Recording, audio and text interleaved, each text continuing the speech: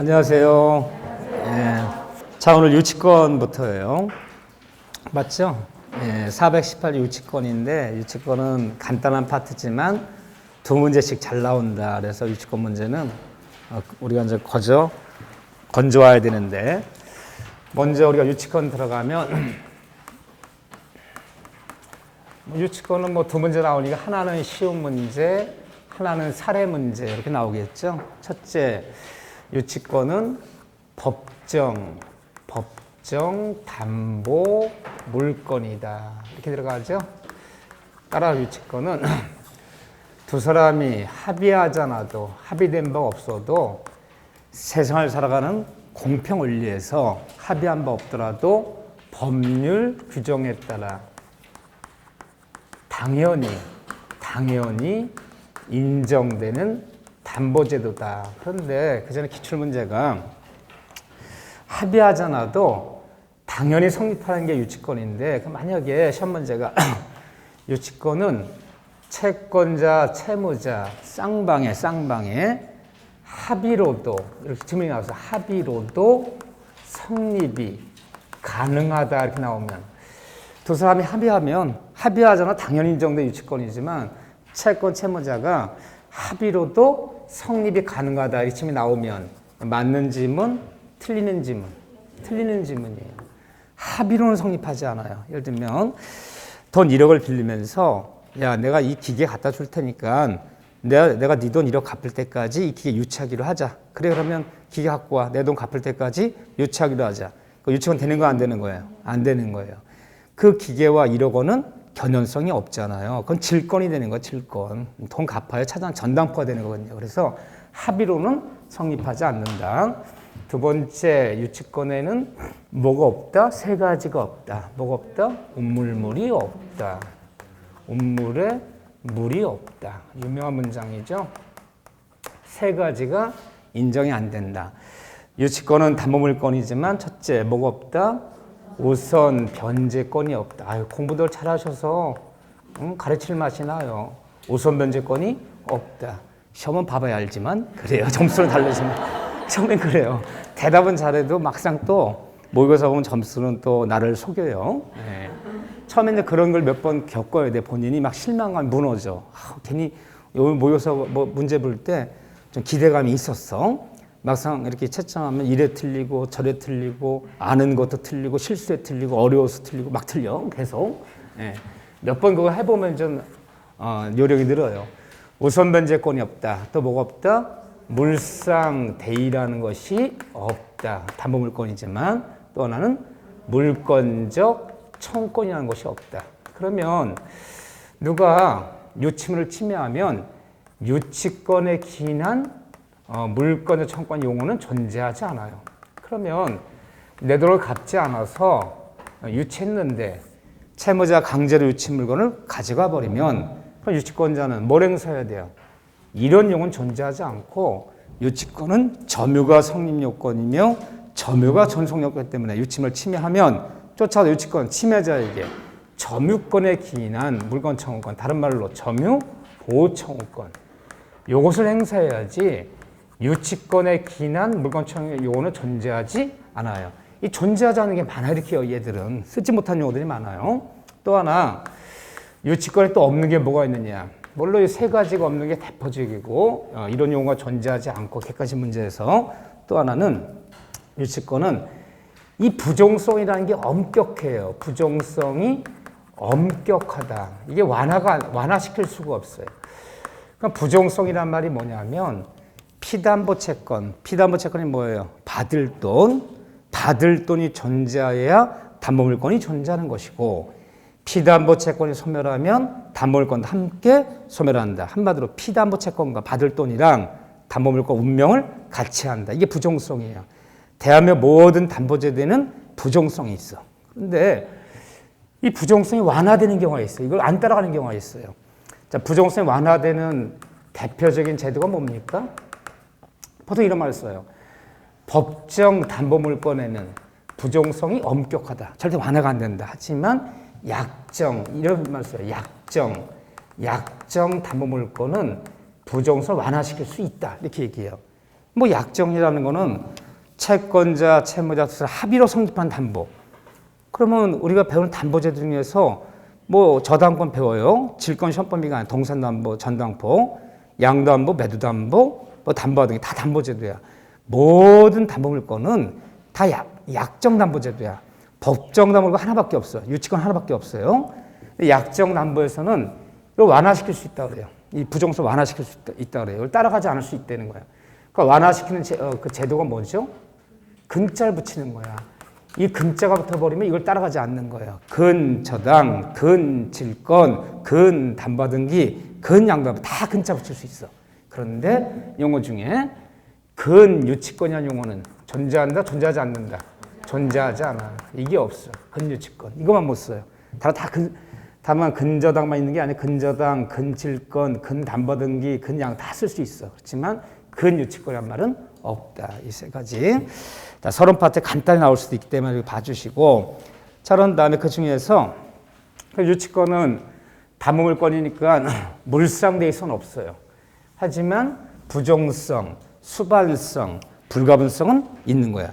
모든 담보 공통점 네 가지 그러면 부정성, 수반성, 물상대의성, 불가분성인데 물상대의성은 없을 뿐이지 유치권도 담보기 때문에 부정성, 수반성, 불가분성이 있어. 그 중에 유치권 문제는 어려운 게 없어요. 다 단락단락이에요. 불가분성, 유치권의 불가분성. 요 지문이 잘 나와요. 그럼 우리가 불가분성의 말이 뭐냐? 대한민국의 모든 담보물권에는 이 불가분성이라는 것이 있다. 불가분성. 자, 불가분성이란 말을 쉽게 표현하면 어떻게 표현하는 거죠?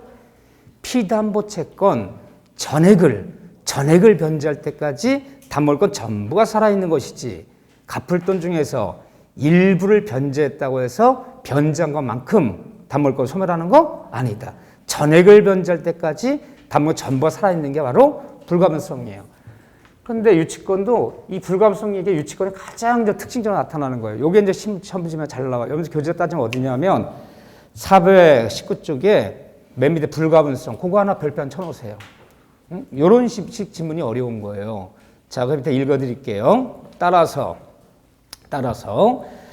다세대 주택의 창호 등의 공사를 완성한 하수급인이 공사대금 잔액을 변제받기 위해서 다세대 주택 중 한 세대를 점유하여 유치가 행사하는 경우에 유치권은 그 한 세대에 대해서 시행한 공사대금만이 아니라 다세대 주택 전체에 대해서 시행한 전액을 변제할 때까지 유치가 행사할 수 있다. 이게 불가분성이라는 얘기예요. 무슨 말이냐면요. 자, 이 건축업자가 빌라 10채를 짓는데 내가 내부 인테리어 공사하는 사람이야. 한 채당 3천만 원씩 10채 3억에 도급을 맡겨 도급. 나한테 도급을 줬어요. 도급이란 말이 뭐죠? 도급은 공사 완성된 후에 후불로 돈을 주는 게 도급계약이야. 그래서 내가 자료 사다가 내가 인부 고용해서 내가 인건비 공사에 드려 10세대를 완성시켰어요. 모두 완성시켰는데 공사비 3억을 안 주는 거야. 그래서 내가 그 중에 한 세대만 유치해버렸어. 한 채당 3천만 원씩이잖아. 이렇게요. 가격 따지면. 하나만 유치했더라도 그 3천만 원 변제한다고 유치원 풀어주는 것이 아니라 3억 원 전액을 줄 때까지 그 한 세대를 유치할 수 있다 없다? 있다. 그러니까 유치물 전부가 아니라 유치물 중에 하나만 유치했더라도 전액을 변제할 때까지 전부 유치하는 거지 거기에 해당되는 돈만 줬다고 해서 유치원 풀어주는 거 아니다. 똑같은 얘기 하는 거죠. 자, 내가 세탁소 하는데 양복 5벌을 드라이를 맡겼어요. 한 벌당 10,000원씩 칩시다. 세탁비가. 그러면 10,000원 갖고 오면 한 벌 풀어줘 안 풀어줘요? 안 풀어주는 거예요. 전액 5만 원 전액을 줄 때까지 전부 유치하는 거지. 10,000원 줄 때마다 한 번씩 돌려줘 버리면 마지막 돈 받으려면 2년 걸려. 계절마다 한 번씩 와서 권색 양복 10,000원. 그러더니 또 6개월 뒤에 오더니 검은색 양복 10,000원. 이런 식으로 돈 받다가는 시간도 너무 오래 걸려버리고 다 못 받을 수 있어요. 그래서 항상 유치물의 물건의 일부를 점유했든 전부를 점유했든 어쨌든 전액을 변제할 때까지 전부를 유치할 수 있다. 불가분성. 요 얘기가 2번, 3번 나왔던 얘기예요. 요 지문이. 그거 하나 주의해 주시고. 자, 심화에서는 그 미세한 부분을 조금씩 보는 거예요. 자, 넘기시면. 요즘은 잘 나오는 스타일의 문제가 아닌데, 과거에, 제가 과거라는 것은 보통 한 22회, 23회, 지금부터 7, 8년 이전을 얘기하는 거야. 과거에는 가끔가다 시험을 보다 보면 비교하는 문자 나왔어. 해제와 취소를 비교하시오. 유치권과 동시항변을 비교하시오. 무효와 취소를 비교하시오. 비교 문제들이 잘 나왔는데 그 비교 문제들이 우리 교과서만 다 도표로 돼 있는 거야. 지상권과 토지임차권을 비교하시오. 예를 들면 그런 비교형 문제는 과거에는 유행이었어. 그게 이것도 시험도 유행이 있어요. 패션만 유행이 있는 게 아니야. 그때는 나팔바지 입고 다녔어요.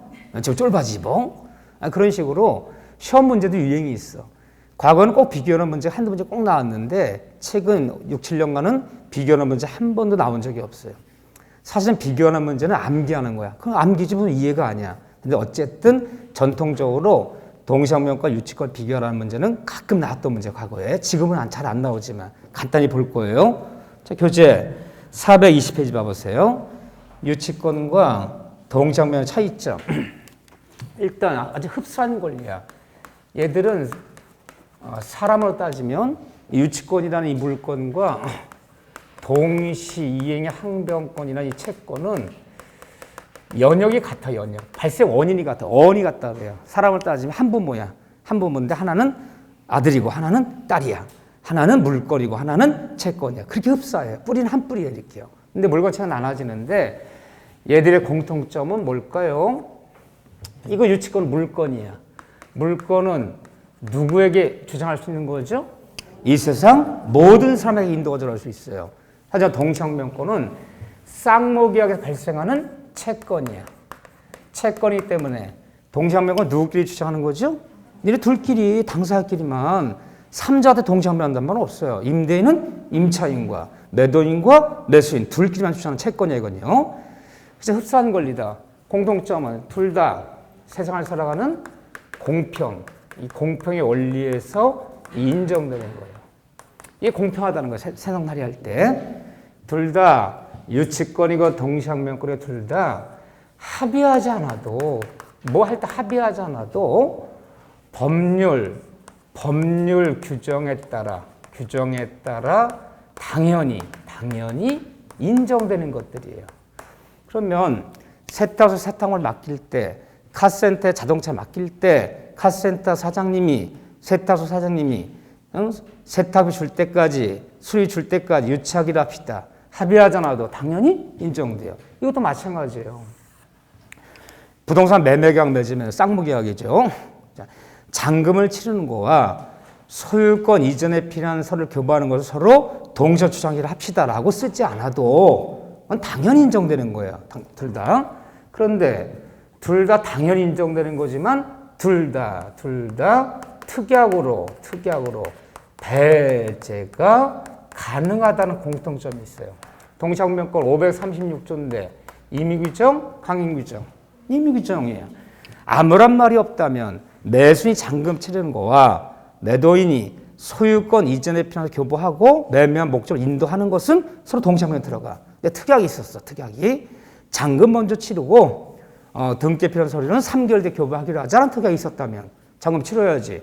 동시항변하면 안 되겠죠. 세탁비는 외상으로 하기로 합시다. 예, 그러기로 합시다.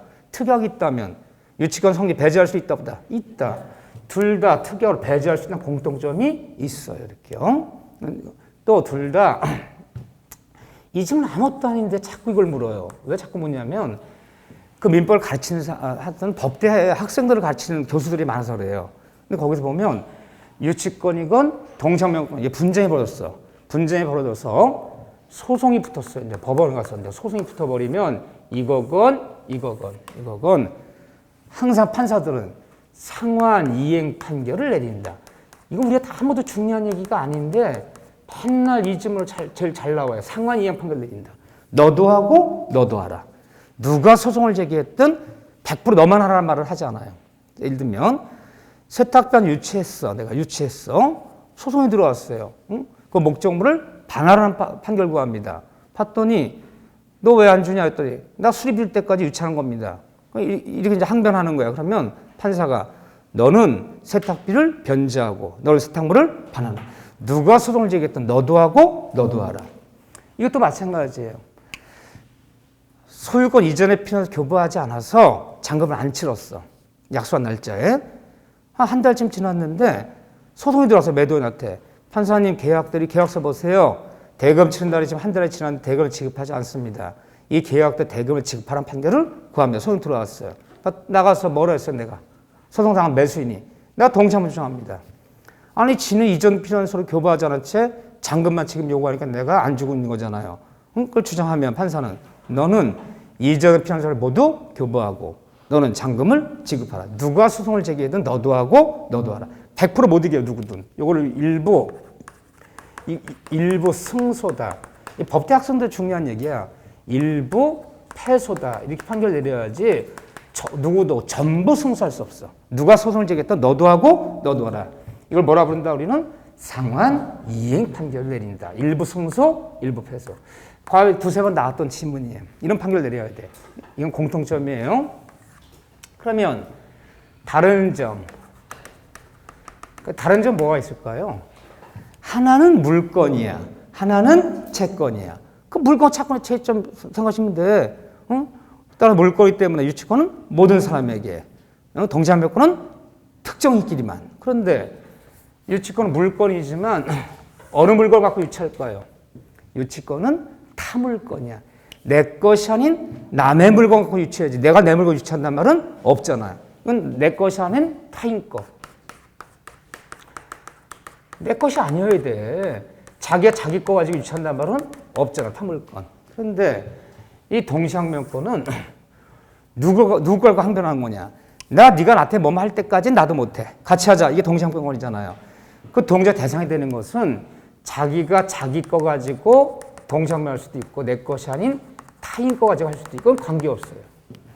자 보세요. 임대계약이 끝났어. 임대계약이 끝났는데 임차인이 임차를 반환 안 하고 있어. 왜 안 하고 있을까요? 임대인이 보증을 안 빼줘요. 임대인 네가 보증을 빼줄 때까지는 나도 임차를 반환을 거부한다. 내 임차를 목적을 반환하는 거야. 네가 보증을 반환하는 거 지금부터 같이 하자. 그러면 임차인이 누구 거 가지고 동참을 요청하고 있어요? 누구 거 가지고? 타인 거지. 내 게 아니지. 남의 건물이죠. 나 매수인이야. 나 잔금 지급을 거절했어요. 왜? 매도인이 소유권 이전의 편서를 교부할 때까지 나도 잔금 지급을 거절하겠다. 자, 매수인이 뭐 하고 있는 거야? 동시행유지하고 있는 거야. 매도인 네가 소유권 이전 편서 교부하는 거와 내가 잔금 치는 거 지금부터 같이 하자. 자, 매수인이 누구 거 가지고 동시함을 주장하나요? 내가 내 돈 갖고 동시함을 주장하잖아요. 이건 타인 것이든 자기 것이든 관계 없어요. 그렇죠? 당연히 유치권은 물건이니까 당연히 경매 신청권이라든가 이런 게 있겠죠. 채권이니까 그런 게 없겠죠. 그렇죠? 그런 건 거기 도표에 있는 건 당연한 거고. 그런데 차이점이 뭐냐? 차이점이 중요해요. 지금부터. 자, 차이점 한번 적어볼게요. 얘는 물건이고 교과서 없어요. 이거는 채권이야. 근데 어떤 차이점이 있느냐? 유치권은 일단 유치권 자체는 소멸 시효에 걸린다? 걸리지 않는다? 걸리지 않아요. 어떻게 하셨어요? 물건 중에서 8가지 물건 중에서 소멸시에 걸린 물건은 딱 3가지야. 용의물건, 지상권, 지역권, 전세권 몇 년? 20년. 10년이 아니야. 20년. 하지만 소유권이, 점유권이, 유치권이, 저당권이, 질권이 소멸시에 걸린다는 말은 없어요.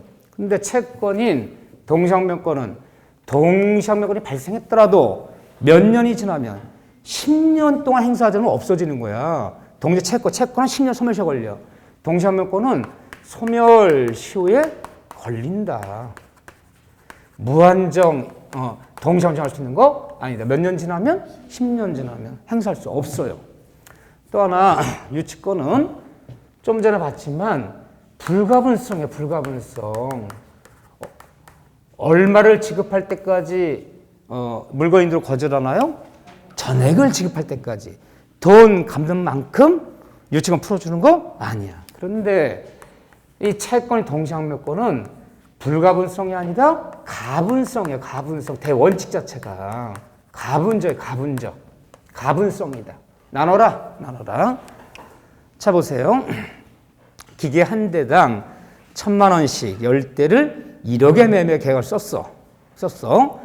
근데 얘가 약속한 날짜 우리 공장에 키 8대는 실컷 내려놨는데 2대를 안 갖고 온 거야. 내가 너한테 매매 대금 치르는 거야. 네가 매매 목적을 인도하는 것은 서로 동시항변을 거잖아요. 근데 상대방이 8대를 주고 2대를 안 갖고 왔어. 근데 어떻게 동시항변해야 돼? 8대 당들은 8천만 원 지급하고 2천만 원만 가지고 너 나머지 2대와 내 2천만 원 주는 것은 지금부터 동시항변이야. 너 2대 올 때까지는 2천 지급 거절한다. 그럼 동시항변권은 상대방 이행청한 만큼은 나도 제공하고 이행하지 않은 만큼은 잘라서 동시항변하는 것이 원칙이에요. 이게요. 다만 예외적으로 기계 10대 전액이 기계 10대가 전부가 세팅이 안 되면 가동이 안 돼. 목적 달성이 안 돼. 그때는 전부를 갖고 동시항변할 수 있지만 그런 경우가 아니라면 상대방 이행청만큼은 나도 제공하고 이행하지 않은 만큼은 잘라서 항변하라. 동시항변권은 뭐라고요? 가분성. 유치권은 뭐라고요? 불가분성. 이 두 단어가 중요한 거야. 두 단어가. 나머지 슬쩍 읽어보시고. 자, 그런 다음에 유치권 성립에서 우리가 봐야 되는 게 어디냐? 422쪽에 견연성. 유치권은 아무거나 성립하는 것이 아니라 뭐가 있은 채권일 것? 견연성인 채권일 것. 여기가 별표 3개야. 여기 하이라이트야. 그렇죠? 가장 유치가 중요한 것은 견연성 얘기예요. 그래서 채권이 받을 돈이 채권이 견연성이 인정될 것. 그래야지 유치권이 성립한다. 그래서 견연성 얘기가 쭉 나와요. 그래서 우리가 쓰라는 거 아니니까 갔더니 백지를 주면서 유치권의 견연성에 대해서 논하시오. 그래서 쓰시오. 설명하시오. 그거 확 집어던지고 나왔다는 놀라운 사실. 쓰라는 거 아니다. 아니기 때문에 그걸 줄줄줄 외울 필요는 없어요. 그냥 재밌게 얘기 들으면 되는 거예요. 이렇게요. 견연성이라는 것을 우리 법조문에는 뭐뭐에 관하여 생긴 채권일 것. 이렇게 나오고 있어요. 관하여 생긴 채권일 것. 그렇죠? 그런데 우리 견연성이랑 가장 대표적인 얘기가 뭐죠? 보통 얘기하죠. 받을 돈이 채권이 그 점유하는 목적물 자체에서 뭐 했을 것? 발생했을 것. 내가 받을 돈이 목적 자체에서 발생했을 것. 그러면 내 받을 돈이 목적 자체에서 발생한 대표적인 게 뭐가 있을까요? 이런 것들이 다 유치권이다. 일단 대표적인 것은 무슨 수선비, 수리비. 좀 유식한 얘기라면요. 좀 유식하게 얘기하면 이것도 유식하다. 어떤 분은 그래요. 필요비 또는 유입비. 그래서 우리가 민법 어디를 배우든 물권을 배우든 채권을 배우든 임대차를 배우든 필요비, 유입비, 상환청구는 다 뭐다? 유치권이에요. 어디를 배우든 비용을 산해주지 않으면 다른 말로 이걸 우리가 비용 상환청구권. 비용 상환청구권은 어디를 배우든 안 주면 줄 때까지 다 뭐 행사할 수 있다? 유치권 행사다. 유치권이기 때문에 누구한테 인도 거절한다. 나 비용 못 받으면, 필요비, 유입비 못 받으면 이 세상 모든 사람한테 경락자한테도 인도 거절할 수 있다. 물권이니까. 이건 유치권이니까. 대표적인 문장 이런 문장이 잘 나오고 또 하나는요. 공사비채, 각종 공사비 채권. 이런 것이 바로 유치권이죠. 그렇죠? 내가 건축공사했는데 공사비 안 주면 공사비 줄 때까지 그거 유치할 수 있다. 자, 그런 건데 공사비 채권 중에서 하나 주의할 게 있어요. 이런 것도 저는 어려워서 안 하고 쉬워서 하는 것도 아니고 시험에 나올 만한 것만 하는 거야. 어려워도 시험에 안 나올 만한 거 잘 안 해, 이렇게요. 예. 30년 시험 보면 한 번 나왔어, 한 번, 두 번 나왔어. 그걸 안 해, 난. 응? 근데 가끔가다 잘 나오는 것들만 하는 거지. 근데 그 중에서 이 공사비 채권은 유치권 행사할 수 있어. 공사비 안 주면. 그런데 하나 주의할 게 뭐냐. 우리 424쪽 가보세요. 3번에 맨 위에 있어요. 별표 하나 치세요.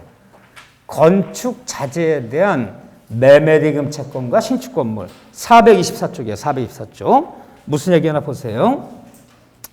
건축주 갑이 공사업자인 수급인 을과 도읍계약을 하고 건축업자 을이 시멘트 공급업자인 병과 체결하는 약정에 따라 병이 공사 현장에 시멘트와 모래 등 건축자재를 공급했는데 이 돈을 안 주는 거야 지금. 그래서 그 건축자재를 공급받은 업체와의 매매에 따른 매매대금차에 불과한 것이기 때문에 밑줄 건축자재 공급으로 인한 매매대금 채권이 위 건물 자체에 관해서 생긴 채권을 할 수 없기 때문에 이 건물 유치권을 행사할 수는 없다. 무슨 소리야? 참 한국말 어려워. 응? 아 이게 영어로 돼 있었구나. 죄송해요. 영어로 돼 있었어요. 참 대한민국에서 고등교육 받으신 분들이 이걸 읽고 파악이 안 돼. 그래서 내가 이걸 또 다시 해석을 해줘. 한국말을 한국말로. 대단한 사람이야 저. 공사비 채권은 유치권이야. 그런데 건축 자재 이 단어가 나와요. 건축 자재 채권, 자재 대금은 유치가 성립할 수가 없다는 거예요. 왜 그런가 보세요. 자, 이 갑이라는 사람이 건축주야. 이 사람이 을이라는 사람한테 도급을 줬어요. 그래서 이 사람 수급이냐 부르는 거야. 이 사람을 공사업자라 부르는 거야. 공사업자. 그래서 이 건물을 준공시켜주면 3억 원을 주기로 하자. 그래서 건축업자 을이 병이라는 이런 건축 자재상한테 가서 뭐 시멘트니 목재니 뭐 이런 것들을 외상으로 갖다가 이 건물을 완성시켰어요. 완성시켰는데 얘가 3억을 안 주는 거야. 그렇죠? 이 건물 누구 건물이에요? 지가 지 건물 유치하는 거 아니잖아요. 갑의 건물이죠, 당연히. 자기가 자기 건물 같으면 유치할 수가 없는 거니까. 응? 근데 얘가 유치권 행사를 안 해. 얘가 쫓아가서 이걸 유치해버렸어. 되는 거 안 되는 거야? 안 되면 왜 안 되는 거야? 안 된 이유가 있을 거 아니에요. 응? 사실은 얘와 두 사이에 무슨 법률관계가 있는 것이고, 그렇죠? 둘이 법률관계가 있는 거죠. 뭐 계약관계가 있든 뭐가 있든. 얘와 얘가 이렇게 법률관계가 또 있는 거야. 뭐 매매대금이 어떻고 뭐 이렇게요. 하여튼 얘랑은 아무 법적 관계가 없는 건데 이 건물 누구 건물이야? 갑거지 을게 아니잖아. 따라서 을은 유치할 수 있어. 을은. 하지만 건축자를 대신 병이 이 건물 유치할 수 없는 거야. 갑의 건물을 병이 어떻게 유치합니까? 갑과 아무 관계가 없는 거. 갑이 갚을 돈이 아니라 얘가 갚을 돈이잖아. 그렇죠? 그래서 건축 자재업자가 나오면 건축주랑 건축 자재업자는 아무 법적 관계가 없고 갑이 병한테 갚을 돈이 아니잖아 지금. 그래서 유치권 행사할 수 없다. 요거 건축 자재 얘기 나오면. 그렇지만 그냥 이런 말 안 나오고 공사비 채권은 유치권 행사할 수 있다는 맞아 틀려요? 맞아요. 공사비 채권은. 두 번째 이런 것들은 주의하시고 이제 우리가 맑게 알아들으니까 조금씩 주의할 것들만 보면 돼 이렇게. 뭐 쓰라는 건 아니니까. 두 번째는 채권이 쌍방에 반한 청권이. 쌍방에 반한 청권이라는 것은 이제 상상해 보자고요. 쌍방에 갑과 을이 있어. 갑과 을이 있는데 얘도 얘한테 뭔가 반환해달라. 이 반한 청권이 있고 얘도 얘한테 뭔가 반환해달라. 서로 반한 청권이 있어. 쌍방의 반한 청권이 동일한 관계에서 발생했다면 서로 유치할 수 있다 없다? 있다는 거야. 이 동일한 관계가 쌍방의 반한 청권이 동일한 거 발생했다면 이것이 법률관계로 발생했던 이것이 사실관계로 발생했던 또는 이것이 불법행위로 발생했던 그 원인은 한마디로 원인은 불문이야. 묻지 않아. 어쨌든 동일한 관계에서 발생한 쌍방의 반한 청권은 서로 뭐 할 수 있다? 유치할 수 있다는 거예요. 그러면 우리가 배우는 것 중에서 쌍방의 반한 청권이 동일한 관계에 발생한 것끼리는 서로 유치권이 행사할 수, 유치권 성립하는데 이런 사례가 우리가 배운 것 중에 뭐가 있을까요? 두 사람 서로 반한 청권이 있어. 이 동일한 관계에서 발생했대. 자, 매매계약이 체결됐어. 매매계약이. 그 물건 인도했고 대금 지급했는데 매도인이 자구 원인으로 사기강박 원인으로 나 취소한다. 매매 취소했어. 그러니까 매매 취소돼 버리면 취소하면 쌍방 간에 무슨 문제가 벌어지나요? 부당이득 반환. 부당액 반환 문제 벌어지잖아요. 부당액 반환. 취소는 부당액 반환. 그러면 취소하기 전까지 내가 준 것은 받은 것은 돌려주고 준 것은 돌려받아야 되잖아요. 그럼 취소에 따른 서로 부당액 반환끼리는 유치권 성립될까 안 될까요? 이게 되는 거야. 이게 서로 물건이라면 자 보세요. 냉장고랑 세탁고를 서로 교환 계약을 맺었어. 사기를 당했네. 이 고장난 냉장고를 인간이 나한테 교환했네. 나 교환 계약 취소한다. 나한테 사기쳤어. 기망했어. 그러면 내가 냉장고 받은 거 돌려주는 거야. 세탁기 돌려받는 거 서로 유치할 수 있어.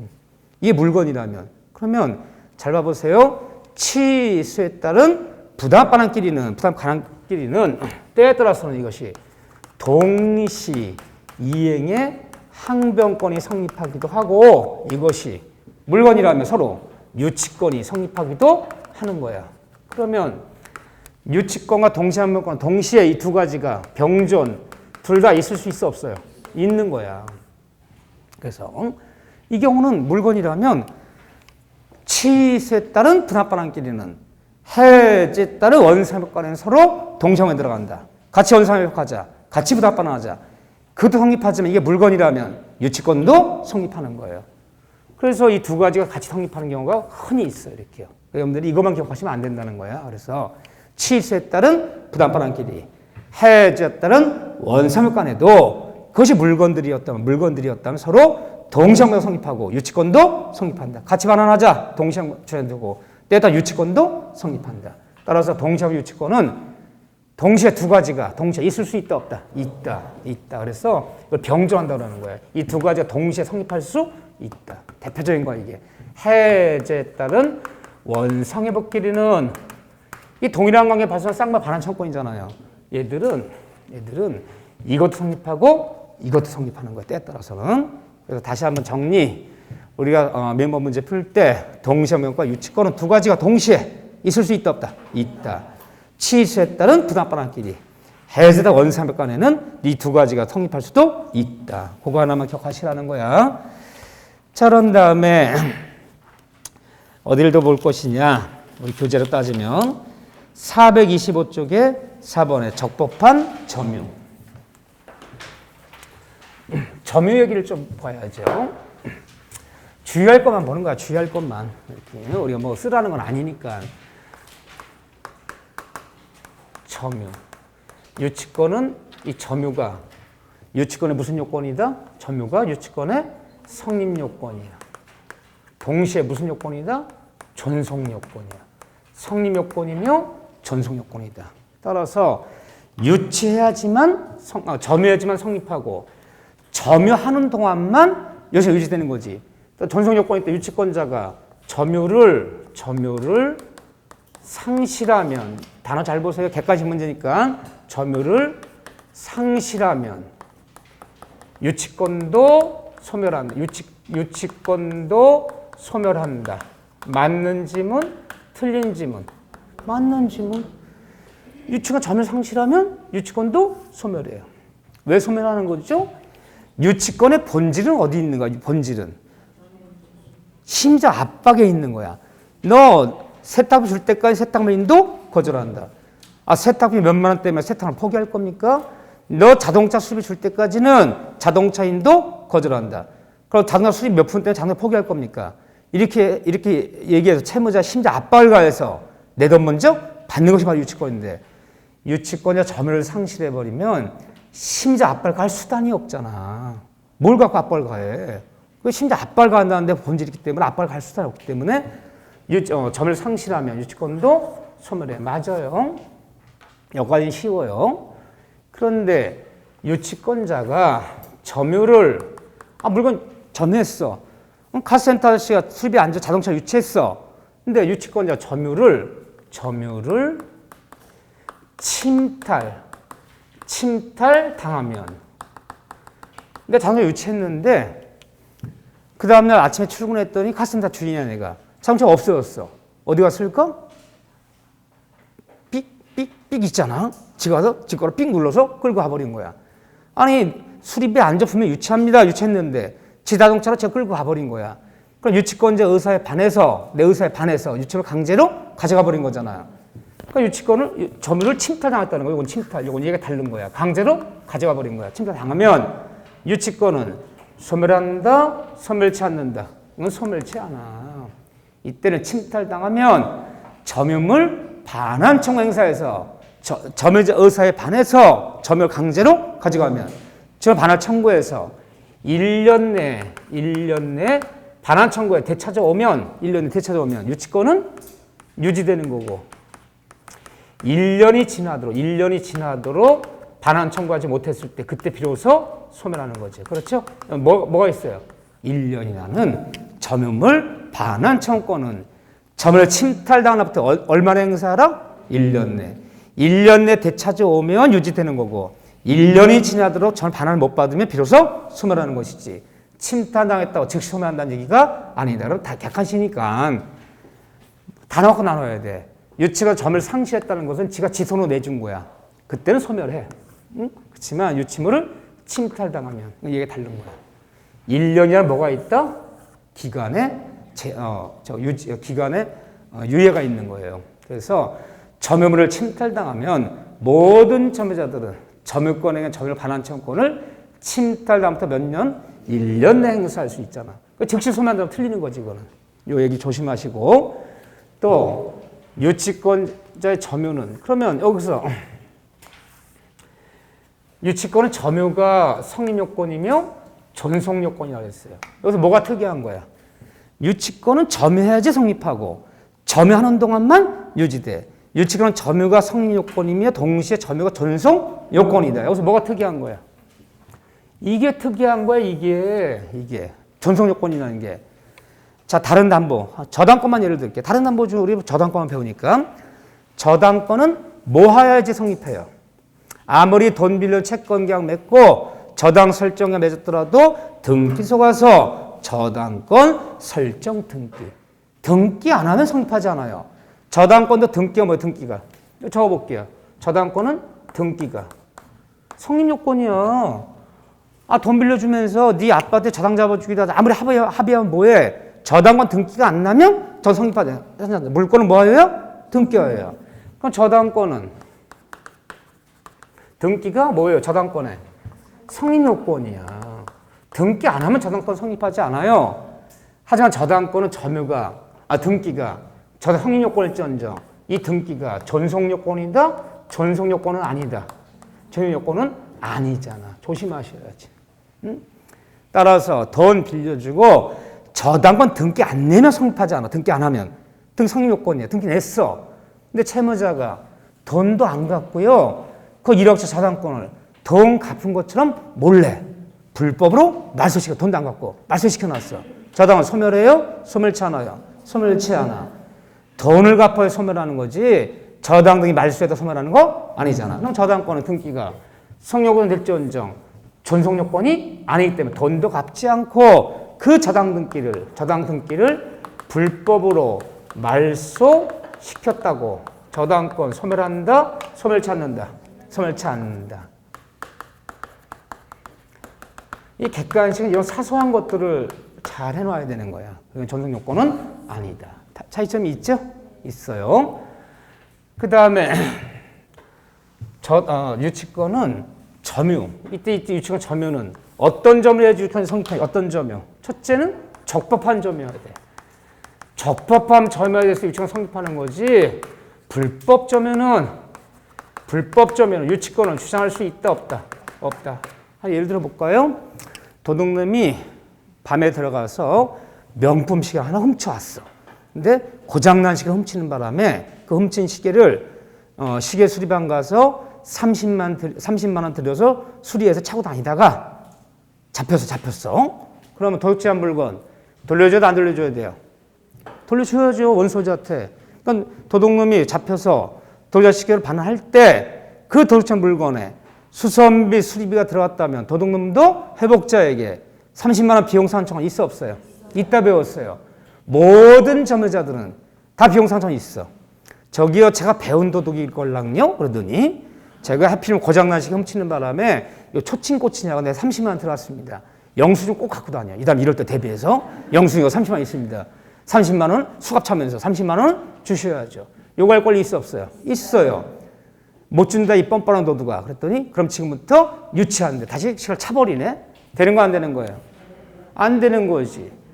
도둑놈도 비용상한톤이 있어. 우리가 뭐라 배웠어요? 모든 점유자는 회복자의 점유 발언할 때 도둑놈이건 누구건 비용상한자 다 있다 그랬어.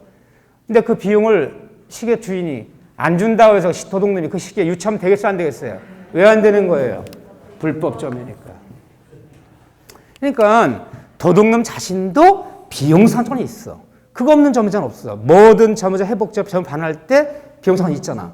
하지만 그 비용 상하지 않는다 도둑놈은 유치할 수 없지. 무슨 점유니까? 불법 점유니까.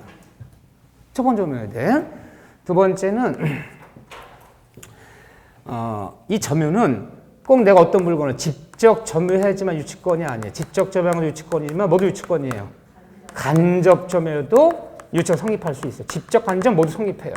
그런데 여기뿐 아니라 우리가 취득시효, 부동산 취득시효, 내 것이 내 부동산 남의 땅도 내 것이 내 땅인 줄 알고 내 소유사로 남의 토지도 소유사로 몇 년만 점유하면 20년 점유하면 취득시효가 완성된다. 이때 취득시효에서 말하는 20년 점유는 직접 점유해야 돼요? 간접 점유해도 돼요? 직접, 간접 모두 취득시효 되는 거야. 꼭 직접 점유한 건 취득시효 아니야? 응? 누굴 통해서 간접 점유한 것도 20년 점유하면 취득시효 돼요. 그래서 취득시효에서 말하는 20년 점유도 꼭 직접 점유가 아닌 간접 점유도 20년 지나면 취득시효 된다. 또 마찬가지야. 여기도. 유치권 점유는 직접이건 간접이 관계없어. 다 유치권 성립이 돼. 또 하나 점유 보조자. 점원, 직원. 이런 점유 보조를 통한 점유도 이 점포주인, 점유주는 유치권 되는 거 안 되는 거예요? 되는 거예요. 얘가 점유하고 있는 것도 점포주인에게 유치권 있는 거예요. 보세요. 내 세탁 주인이야. 우리 직원이 2명이 있어. 내가 미국에 일 때문에 갔다가 보름 만에 왔어요. 보름 만에 왔는데 직원 1명이 세탁소 그만뒀어. 그만두면서 세탁비 안 준 것들을 세탁소에 쭉 걸어놓고 나갔어요. 그럼 점포주인 내가 유치권 있는 거 없는 거 거기에 있잖아요. 점유보조를 통한 점유도 점유주는 유치권 성립할 수 있다. 묻지 다 돼. 그런데 단 맨날 이 지문 다시 한번 밑줄 어딨냐? 425쪽에 2번에 425페이지 2번에 동그라미 2번 단 밑줄 채무자를 직접 점유로 하여 채권자가 간접 점유한 경우 많은 유치권 인정할 수 없다. 그냥 이런 말 안 나오고 직접 점유건 간접 점유건 유치권 성립한다는 맞아. 그런데 채무자가 직접 점유하는 것을 이 지문 너무 유명하죠? 너무 자주 나오는 신문이야. 다 좋아. 그냥 이렇게 나오면 다 맞아요. 이거 다 맞는데 채무자가 직접 점유하고 있는 것을 채권자가 돈 받을 거 있는 채권자가 간접 점유한 경우 이 경우만은 유치권이 성립이 된다 안 된다? 안 된다. 안 되는 이유는 안 돼. 이거만은 유치권 성립이 안 돼. 유치권은 그렇죠. 유치권은 심의자 압박을 가는데 본질이 있는 거야. 네 물건 찾아가면 돈 갖고 찾아가. 그런데 누가 점유하고 있어요? 채무자가 점유하고 있는데 무슨 심의자 압박이 되나 이게. 얘가 점유하고 있는데 이건 심의자 압박을 갈 수단이 될 수가 없어. 심의자 압박을 받을 수가 없어 얘가. 그래서 이 경우만은 유치권 성립할 수 없다. 단 채무자가 직접 점유하는 것을 채권자 간접 점유한 경우만은 유치권 성립할 수 없다. 최근에 한 5, 6년 본 시험에서 2번, 3번 나왔던 기출지문이죠. 이 지문이 제일 많이 나왔던 기출지문이야. 이 경우만은 안 된다. 또 하나 주의할 게 뭐냐. 426쪽에 점유해서 또 하나 주의할 게 바로 이 단어지. 자, 426쪽에 2번에 동그라미 별표. 거기 있네, 바로. 채권 발생과 목적물 점유 시점에서 그 2번 얘기 잘 나오는 지문이죠. 자, 밑줄. 목적물에서 채권이 발생하여 함으로 채권과 목적물 간에는 견연성을 요하나 그러나 채권이 발생된 후에 점유해도 유치권은 성립하므로 채권 발생과 점유와의 견연서 요하지 않는다. 너무나 자주 나오는 질문이야. 자, 여기 다시 한번 써볼게요. 다 썼던 거야, 우리가. 채권과.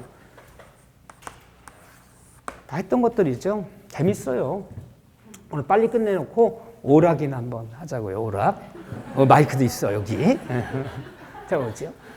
우리 채권과 점유하는 목적물. 내가 받을 돈과 목적 사이에는 연관성, 견연성을 요한다, 요하지 않는다. 요한다. 그들이 표현하는 방식대로 알아야 돼. 내 국어를 알면 안 돼. 응? 견연성을 요한다. 있어야 한다. 요한다. 이게 없으면 유치권 성립할 수 없다. 하지만 받을 돈 채권과 점유와의 견연성은 요한다, 요하지 않는다. 요하지 않는다. 이거 요대로 알아두셔야 돼. 자, 시험장 갔는데 출제원이 굉장히 친절한 분이 들어왔어. 친절한 분이 들어와서 이분들이 성인들이 전공자 아닌 사람들이 중개사 시험 보면서 민법 시험 보는 거지. 내가 시험 지문을 이렇게 내면 못 알아들으면 어떡하지? 라고 걱정하는 사람이 있어 없어요? 없어. 그냥 지들 쓰던 대로 쓰는 거야. 요한다, 요하지 않는다. 이 국어학자 헷갈려 이게. 근데 어쨌든 그들은 그렇게 쓴단 말이야. 그들 쓰는 방식대로 알아야 돼요. 요한다, 요하지 않는다. 이렇게 표현해야 돼요. 요하지 않기 때문에 채권의 발생과 받을 돈 채권의 발생과 점유의 선후는 관계 있다, 관계 없다. 관계 없다로 표현하는 거야. 관계 없다.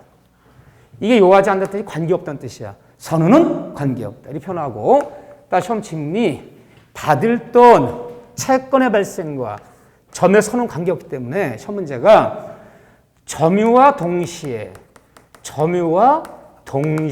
발생한 채권이어야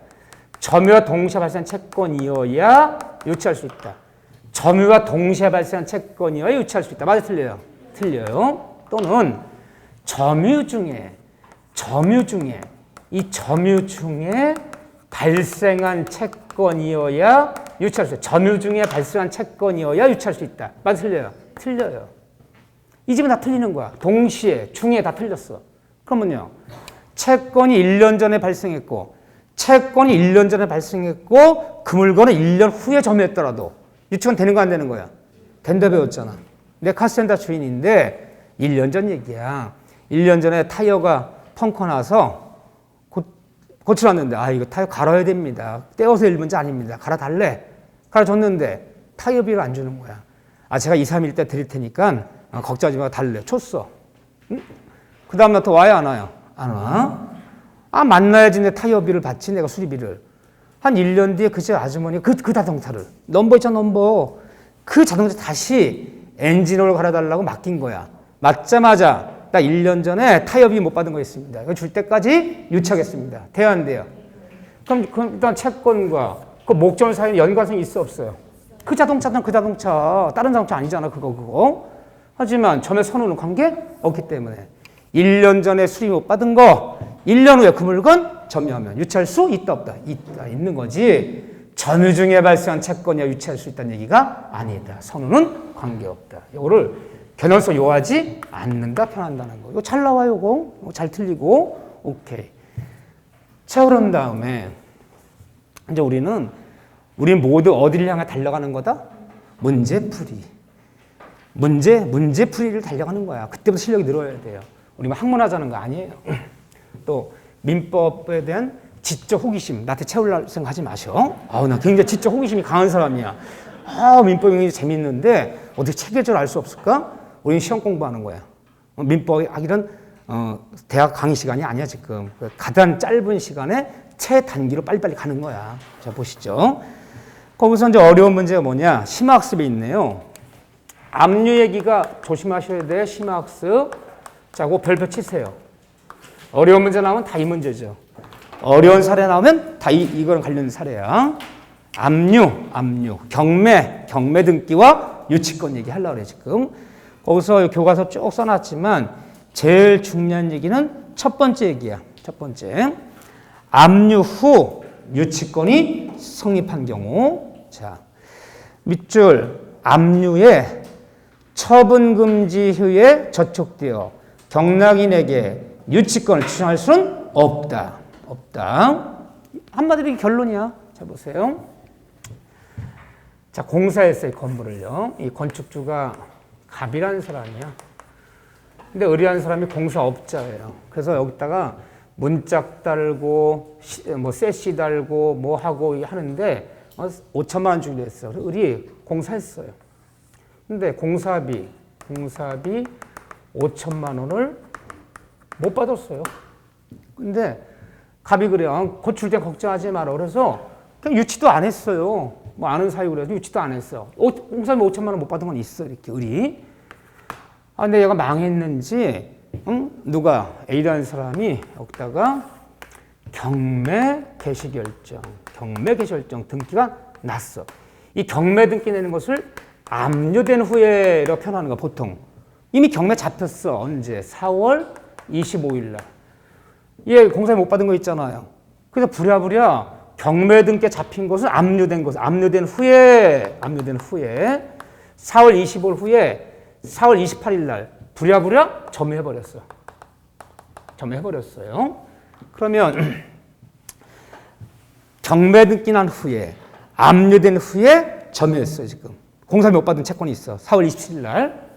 그러면 4월 27일 날 여기 점유했다면 얘는 어느 목적물이 압류된 후에 경매 등기 난 후에 점유했다면 첫째, 을은 이 건물에 대해서 유치권 성립은 되는 거예요? 안 되는 거예요? 그럴 것 같죠? 그게 포인트야. 유치권 성립된다. 성립된다. 압류된 후에 점유했더라도 경매 등기 난 후에 점유했더라도 공사비 채권이 있다면 유치권 성립된다. 성립되는데 이대로 그냥 경매가 돼갖고 이게 얘가 경매 등기 잡았잖아요. 그래서 이걸 기대로 경매돼서 B라는 애가 경락을 받아버렸어. B 경락자가 나타났어. 그러면 을이 경락자를 쫓아가 유치권 주장하면서 이 건물 인도를 거절할 수 있어 없어요? 없어. 성립은 되지만 경매 등기 난 후에 압류된 후에 점유했다면 비록 유치권 성립했더라도 경락자에게 뭐 할 수 없다? 대항할 수 없어. 경락자에게 인도 거절할 수 없어. 경락자에게 대항할 수 없다. 그러면 유치권 성립이 안 된다면 틀리는 거야. 이게 27회 때 기출지문이에요. 성립되는 의미가 있어 없어요? 의미 있어요. 이게 성립이 안 된다면요. 경매 집어넣는데 얘가 경매를 취하시켜버렸어요. 돈 갚았어요. 경매되기 전에. 돈 갚아 경매 취하돼 버리면 유치권 성립이 안 된다면 얘태도 인도 거절할 권리가 없잖아.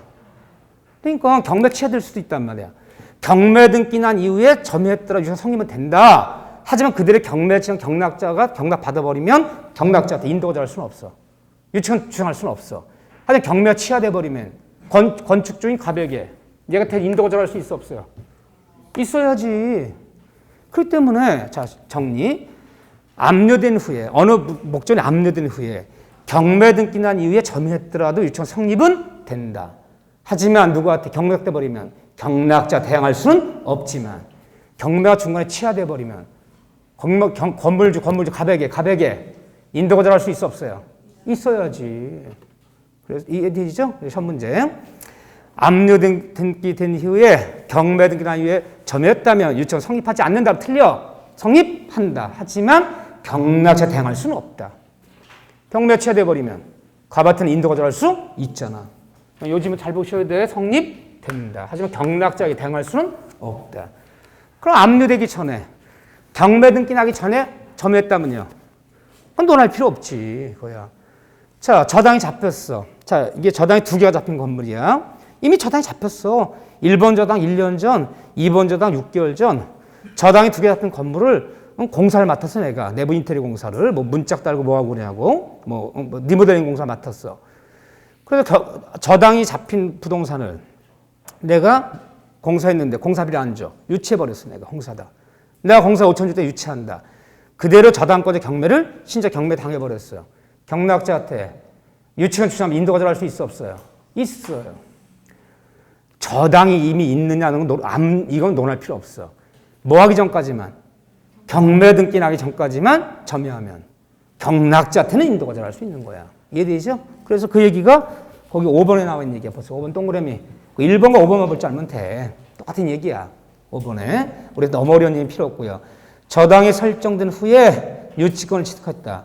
저당이 설정된 후, 뭐 지상권, 지역, 전세권, 뭐 임차권 등기 뭐 어쩌고 해도 뭐 하더니 규정하는 건 달리 유치권은 성립 시기에 관계없이 경매 절차에서 매각으로나 소멸하지 않고 경락자에게 유치권 행사할 수 있다. 내가 유치하는 목적물이 이미 저당이 잡혔느냐는 논할 필요 없는 거야, 그거는. 저당이 이미 잡혀있는 부동산도 공사비한점 유치권 행사할 수 있고 경락자한테 대응할 수 있어요. 이해되시죠? 경매 등기 나기 전까지만 참여하면 되는 거야. 이거 1번, 5번 간단해요. 그렇게 알고 계셔야 돼. 자, 그런 다음에 넘기시면 나머지 얘기하면 우리가 늘 봤던 얘기인데 그 428쪽에 유치권 효력에서 뭐 6개 의뢰라는 거 아니야? 뭐 유치권자 경매 신청권이 있고 간이변제 충당권이 있고 또 경락자 인도 거절할 수 있고 비용 산청권이 있고 뭐 등등 뭐 과실치권이 있고 보존에 필요할 때는 사용할 수 있고 다 좋아. 그런데 그 중에서 하나 주의할 문장이 429페이지에 동그라미 3번 문제 보세요. 맨 위에 있어. 429 동그라미 3번. 그러므로 채무자 소유의 유치 목적물이 경매된 경우 유치권자는 경락인에게 인도 거절할 수 있다. 부동산 유치권자는 누구한테도 인도 거절할 수 있다? 경락자한테도 대항할 수 있다 없다? 있다. 내 유치권이 정상적으로 성립했다면 부동산 유치권자는 경락자한테도 인도 거절할 수 있다. 하지만 부동산 유치권자는 정확히 보자가 부동산 유치권자가 정상 성립했다면 유치권자는 이 부동산 경락자한테도 내 유치권자라면 내 돈 받을 때까지 부동산 경락자에게도 인도 거절할 수 있다. 내 돈 받을 때까지 인도 거절할 수 있다. 대항할 수 있어. 그런데 경락자한테도 대항하고 인도 거절할 수 있지만 부동산 경락자에게 유치권자 경락자한테 공사비 달라 채무 변제. 유치권자가 채무 변제를 유치권자가 경락자 채무 변제를 요구할 권리는 있다 없다? 없다. 공사비 누가 못 준 거야? 경매 당하는 건축주가 채무자지 경락자가 채무자가 아니잖아요. 채무자가 아닌 경락자한테 쫓아가서 나 공사비 1억 못 받은 거 있어. 너 1억 변제라고 경락자에게 채무 변제 요구할 권리 있다 없다? 없다. 없어. 그런데 인도를 거절하니까 경락자 지가 알아서 명도 받으려니까 저기요 유치권자 씨 내가 대의 변제할게. 채무 대신 갚아줄 테니까 명도 해달라라고 부당 경락자가 유치권자에게 대의 변제하는 것은 가능해 불가능해요? 가능해요. 그러니까 어떻게 보면 이 대의 변제를 유도하는 것뿐이야. 인도 거절해서 채무자가 아닌 경락자에게 채무 변제 요구할 권리, 공사 달리 요구할 권리는 없어요. 하지만 경락자가 지가 알아서 대의 변제하는 것은 된다 안 된다? 된다. 이 지문 조심하셔야 돼. 정확히 하셔야 돼. 채무자가 아닌 경락자에게 채 변제를 요구할 권리는 없다. 하지만 경락자 명도 받으려니까 알아서 대의 변제하는 것은 가능하다. 이렇게 들어가는 거죠. 이렇게요. 그거 하나 조심하시고. 무슨 뭐 논리가 아니잖아. 뭐 지문 갖고 하는 거잖아 지금 좀. 자, 430페이지에 6번 볼까요? 보존을 위한 사용권 6번.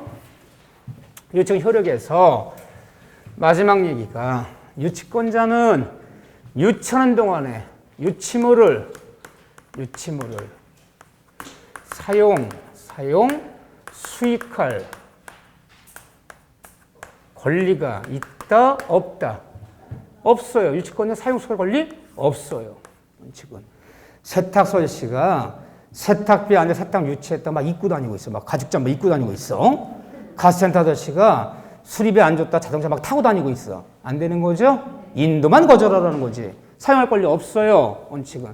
하지만 원칙은 없지만 예외 있다 없다? 있다. 원칙은 없지만 두 가지 예외가 있다. 하나는 어떤 경우일까요? 하나는 채무자 승낙을 얻어서는 쓰래. 입고 다니래. 코트 입고 다니래. 얻어서 사용할 수 있다 없다? 있다. 하나는 채무자 승낙이 없더라도 유치물의 보존에 필요한 경우에는 사용할 수 있다 없다? 있다. 두 가지 예외야. 유치권자는 원칙 유치물 사용 수익할 권리가 없지만 채무자 승낙을 얻어서 또는 보존에 필요한 경우에는 승낙이 없더라도 보존에 필요한 사용할 수 있다. 근데 어쨌든 승낙을 얻었던 보존에 필요했던 썼다면 부당이득은 사용료는 내야 된다 안 내야 된다? 내야 된다. 공짜 쓰는 건 아니야. 썼다면 어쨌든 사용료는 내야 되는 거야. 반환해야 돼. 그런데 왜 하고 나왔냐? 뻔한 얘기를. 여기서 요거 조심하셔야 돼. 요거. 나오면 이중백이 나올 게 없어요. 자, 교재 봐보세요. 교재 보면,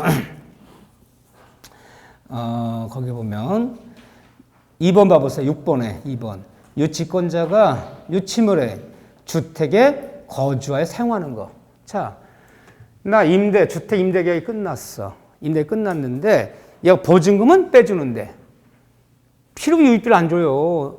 야, 네가 수선 수리한 거, 지붕이 비새는 거 내가 고치지 않았느냐. 필요비 유입비 달라.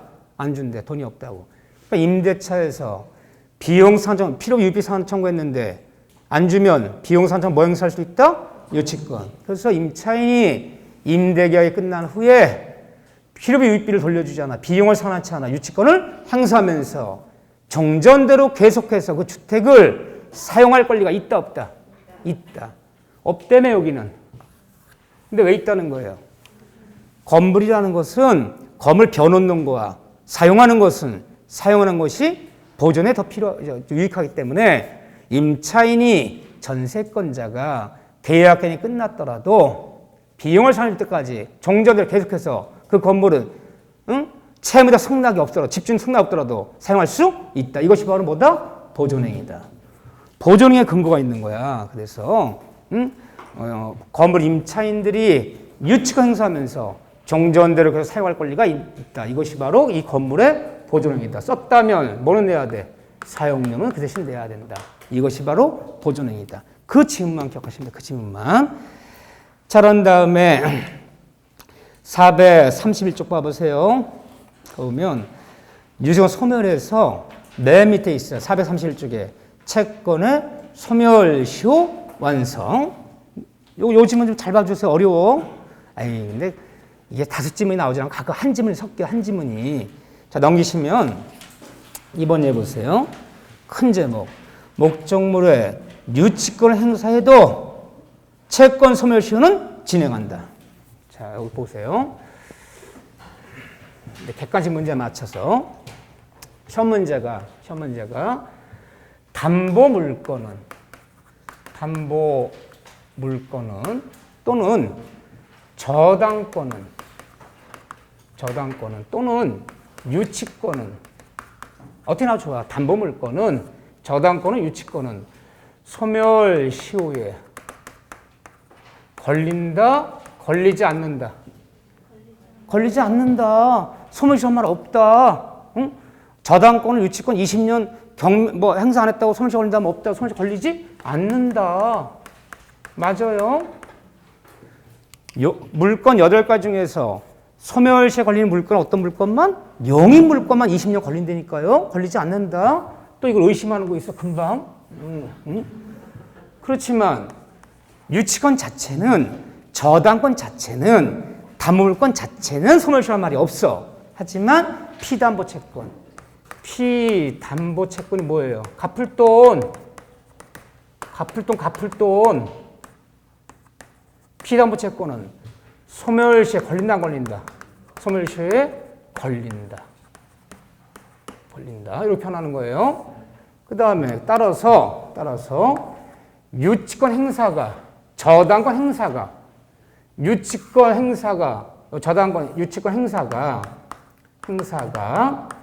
피담보 채권의 소멸시효를 중단하거나 정지하는 사유가 될 수 없다.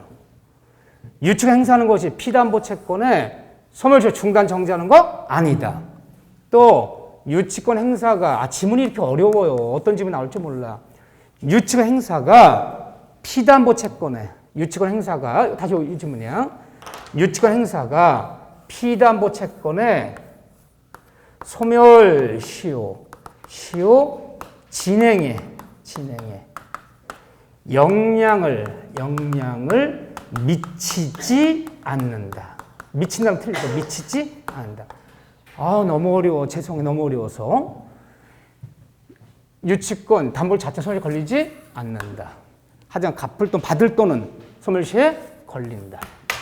유치가 행사하는 것이 그 소멸시효를 중단, 정지되는 사유가 될 수 없다. 없기 때문에 유치 행사가 피담보 채권에 받을 돈, 소멸시효에 영향 미치는 거 아니다. 미치지 않는다. 자, 예를 들어 볼게요. 내 홍세탁이야. 세탁 주인이야. 한 1년 더 지난 것 같아. 민코트 한 벌이랑 가죽 자켓이랑 뭐랑 이렇게 해서 비싼 옷들이에요. 드라이를 맡겼어. 예, 이 민코트는 특수 드라이 해야 됩니다. 총 드라이비가 10만 원이야. 세탁비가. 1년 전에 찾으러 와서 달라는 거야. 그래서 내가 저 세탁비 10만 원 줄 때까지는 유치합니다. 유치해버렸어. 아니 10만 원 때문에 이 비싼 옷 세 벌 안 찾아갈 거야? 유치하고 내비뒀어. 그냥 연락도 해본 적 없어. 언젠가 찾으러 오겠지. 지금 10만 원 때문에 몇백만 원씩 나가는 이거 다 포기하겠나? 이 비싼 옷들을. 한 1년 더 지난 것 같아. 같이 오더니 달래요. 세탁물 민코트랑 자켓은 달래요. 나 유치가 행사 중입니다. 10만 원을 주셔야지 내가 돌려줄 거 아닙니까? 했더니 소멸시효 걸렸대. 걸렸대. 그래서 내가 그랬어. 유치권은 소멸시효 걸리지 않습니다. 다 먹을 거는 누구한테 배웠니? 홍남배한테 배웠어. 홍남배한테?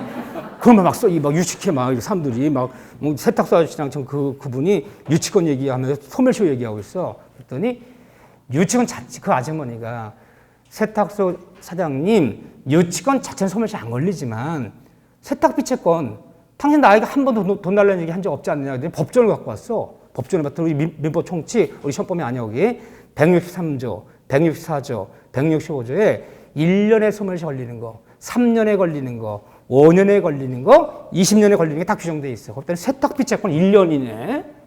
당연히 1년간 나한테 돈 달라는 얘기 한 번도 한 적 없지 않느냐. 그 말은 맞다 그랬어 내가. 그러면 소멸시효 걸린 거야. 그러니까 피담보 채권 소멸시효 걸려버리면 피담보 채권 갚을 돈이 없어져 버리면 담보권도 함께 소멸해야지. 뭐 때문에? 부정성 때문에. 그 얘기는 유치한다 능사가 아니라 돈 달라니 해야 된다 안 해야 된다? 해야 된다. 공사비 채권은 3년 예를 들면 이게 다 있어. 무조건 건물 유치했지만 한 번도 내 연락도 안 했어 내가 건축주한테. 그럼 소멸시효 진행되는 거야. 3년 지나면 유치가 없어져 잘못하면 부정성 때문에. 이해되죠? 유치권 행사하는 동안에 돈 달라는 얘기 해야 된다 안 해야 된다? 해야 된다. 그 말 안 하면 세탁비 채권이 소멸시효 걸려서 없어지면 유치권 함께 소멸한다. 부정성 때문에. 유치권 자체는 소멸 걸리지 않지만 그래서 유치권 행사하는 것이 피담보 채권 소멸 진행 영향 미치지 않는다. 돈 달라는 얘기 안 하면 소멸 걸려버리는 거야. 이렇게 표현하는 거야. 이 질문 한번 나온 김에 좀 어려웠지만 이렇게 해주시면 돼요. 자, 여기까지만 정리하고요. 좀 쉬는 시간 가진 다음에 저당한 파트. 지금 제가 시계가 안 보여서 몇 시인지 잘 몰라요. 시간이 지났구나.